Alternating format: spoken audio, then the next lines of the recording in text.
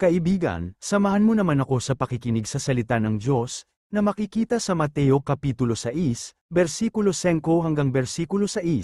Ganito ang sinasabi, at kapag nananalangin ka, hindi ka dapat maging tulad ng mga mapagkunwari, sapagkat ibig nilang manalangin ng nakatayo sa mga sinagoga at sa mga sulok ng lansangan, upang sila'y makita ng mga tao. Katotohanang sinasabi ko sa inyo, mayroon silang gantimpala. Ngunit ikaw, kapag nananalangin, pumasok ka sa iyong silid, at isara ang iyong pinto.